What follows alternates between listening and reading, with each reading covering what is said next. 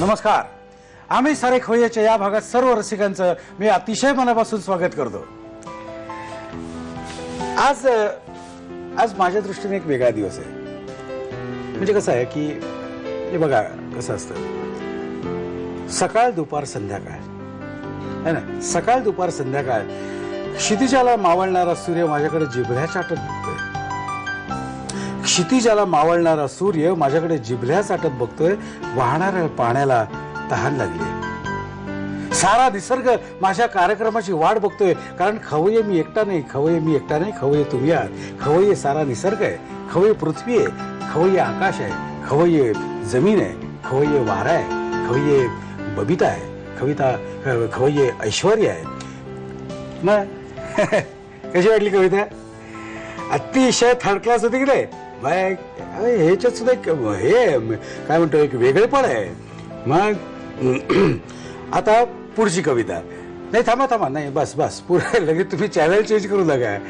काय तुम्ही लोकांना माझं कवी म्हणणं मारता तुम्ही. दिस इज नॉट फेअर यार, कमॉन. पण ठीक आहे, तुम्ही अगदी चॅनलच बदलायचं मनावर घेतलं, त्यामुळे मी कवितेचा माझा जो भाग आहे किंवा माझं मन आहे ना, तुम्ही मारून टाकतो, मी बाजूला टाकून देतो. आणि माझं ओरिजिनल जे मन आहे, खवय्ये, ते आता मी बाहेर काढतो.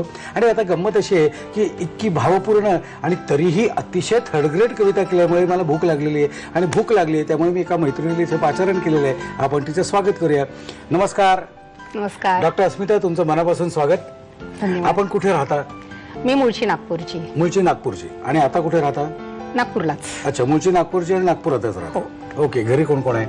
घरी मुलगा, मुलगी आणि नवरा. तुम्ही काय करता? माझं एक मिशन आहे की प्रत्येकाला सेफ फूड हे खायला मिळायला पाहिजे. आणि 20 वर्ष हॉटेल इंडस्ट्री जवळून बघितल्यानंतर आतमध्ये काय होतं हे मला नीट माहित असल्यामुळे मी आता सध्या एक चंग बांधलेला आहे की कन्झ्युमरला पण अवेअर करायचं की त्यांनी स्वच्छ फूड आणि सेफ फूड मागायचं अधिकाराने. आणि हॉटेल इंडस्ट्रीतल्या सगळ्या लोकांना पण मी अवेअर करते आहे की तुम्ही एथिकली तुमचं कर्तव्य आहे की देताना तुम्ही सेफ फूड द्या. आता तुम्ही मुळात खवय्ये आहातच. आणि त्यात काय खायचं आणि काय खायचं नाही याच्यावर जास्त कटाक्षाने लक्ष ठेवता. पण मला प्रचंड भूक लागलेली आहे आणि तुम्ही मला खायला घालण्यासाठी इथे आलेला आहात. मलाच नाही तर आमच्या खवय्यांना दाखवण्यासाठी आलेला आहात. आपल्या किचनकडे जाऊया का? हो चला या. आमच्या खवय्यांना तुम्ही काय दाखवणार आहात आज? आज ना नागपूर किंवा विदर्भातल्या इंटिरियर मधल्या 3 रेसिपीज मी तुम्हाला दाखवणार आहे. आणि त्या 3 रेसिपीज मी लग्नानंतर सासूबाईंकडनं शिकली. आणि पहिल्यांदा त्यांची नावं मी ऐकली. कारण तशी मी पुण्याकडची, माझी आई पुण्याकडची असल्यामुळे त्यामुळे ही नावं कधीच मी ऐकलेली नव्हती. ती तुम्हाला पण ऐकून मजा येईल. पहिल्या रेसिपीचं नाव आहे सुटूक वडे. सुटूक वडे. बर. आता सुटूक वडे म्हणजे ते असे बनवताना असे सुटुकन सुटतात, हातातून सोडायचे, म्हणून त्याचं नाव कदाचित सुटूक वडे असेल. दुसरी काय? दुसरी आहे घनुले. घनुले. आणि तिसरी आहे बांबू शूटचे वडे. बांबू शूटचे वडे. ओके. आपण पहिल्यांदा काय बनवतोय? पहिल्यांदा आपण सुटूक वडे बनवतो आहे. सुटूक वडे बनवतोय. ओके. मला साहित्य सांगता काय काय? ही आहे भिजलेली मिक्सर मधनं काढलेली उडदाची डाळ. ओके. म्हणजे बिना सालाची. बर. कढीपत्ता, खोबरं आणि कांद्याची पेस्ट, गरम मसाला, आलं लसूण पेस्ट, धने जिरे पावडर, तिखट, हळद, मोहरी आणि मीठ. ओके. हे तुम्ही काय केलेत एक्झॅक्टली? फक्त भिजवून ठेवले? ही भिजवून ठेवायची. ओव्हरनाईट भिजवली तरी चालते किंवा 4-5 तास भिजली तरी चांगली भिजते. ओके. साहित्य बघितलेलं आहे, त्याचं महत्व बघितलेलं आहे. आता आपण जाऊया कृतीकडे. काय करायचं मला सांगता का आधी? हो. सगळ्यात पहिले आपण मोहरी घेऊया. ही तडकली की आपण अद्रक लसूण पेस्ट घेऊया.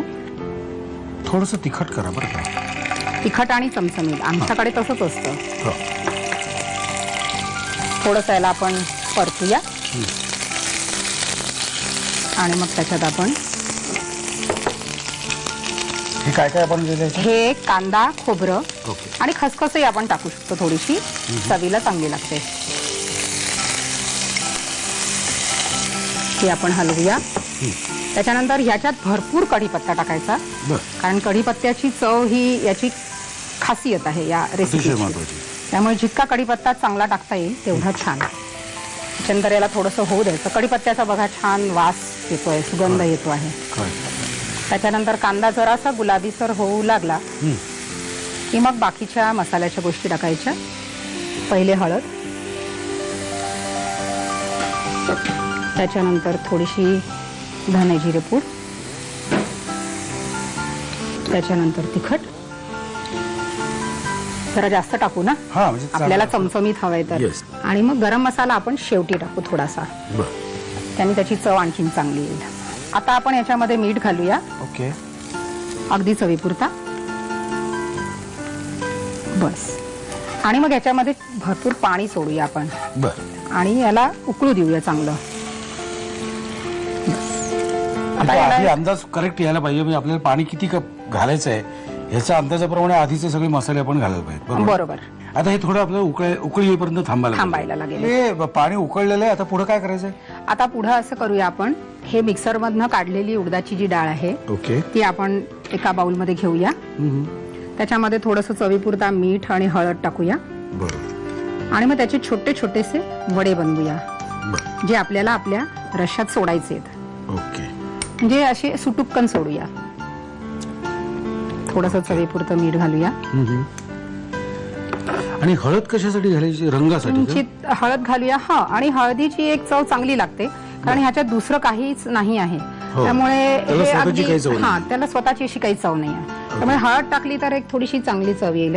थोडंसं तिखटही टाकूया कारण की हा वडा आपण तळणार पण नाहीये, त्यामुळे त्याच्यातच डायरेक्ट आपण टाकणार आहोत. त्याच्यामुळे आता ह्याला चांगलं आपण मिक्स करून घेऊया. आता हे जेव्हा मिक्सर मधनं काढतात, आता आमच्या सासूबाई आमच्या हातून पाट्यावर वाटून घ्यायच्या ही डाळ. आणि ही फार चिकट डाळ असते त्यामुळे ही वाटायला भयंकर जड जाते. पण याच्यात जर पाण्याचा अंश जास्त असला तर ह्याचा वडा जेव्हा आपण याच्यात सोडतो तेव्हा तो पूर्ण सुटू शकतो.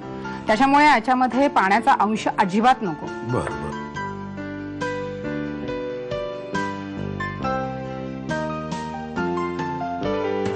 आणि हे असे केलेले जे वडे आहेत हे असे सुटुक्कन रश्श्यात सोडून द्यायचे. आणि हे साधारण किती वेळ आपल्याला ठेवावं लागेल तिथे गॅसवर? हे साधारण एक 15 मिनिटं आपल्याला गॅसवर ठेवावं लागेल. 15 मिनिटं तुम्हाला गॅसवर राहावं लागेल?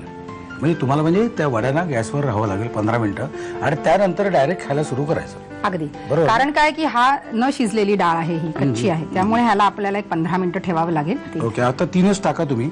बरं. आणि आपल्याला ते झाकण लावायचं का त्याच्यावर? हो. ओके. आता ह्याला आपण एक 15 मिनिटं. ओके, 15 मिनिटं. आता हरी हरी करायचं आहे आपल्याला. तुम्ही हरी हरी करू नका, तुम्ही लिहून घ्या साहित्य आणि कृती. सुटूक वडे बनवण्यासाठी लागणारं साहित्य: 7 ते 8 तास भिजवून वाटलेली उडीद डाळ, कढीपत्ता, खसखस आणि कांदा खोबऱ्याचं वाटण, गरम मसाला, आलं लसूण पेस्ट, धणे जिरे पूड, तिखट, हळद, मोहरी आणि मीठ. कृती: प्रथम पॅन मध्ये तेल गरम करून त्यामध्ये मोहरी, आलं लसूण पेस्ट, कांदा, खसखस, खोबऱ्याची पेस्ट आणि कढीपत्ता घालून मिश्रण परतून घ्यावं. त्यामध्ये हळद, धणे जिरे पूड, तिखट, मीठ आणि पाणी घालून एक उकळी आणावी. एका बाउल मध्ये वाटलेली उडीद डाळ घेऊन त्यामध्ये हळद आणि तिखट घालावं. पाण्याचा हात लावून या मिश्रणाचे वडे उकळणाऱ्या रश्श्यात सोडावेत. वरून गरम मसाला घालून 15 मिनिटं वाफेवर शिजवून डिश सर्व्ह करावी.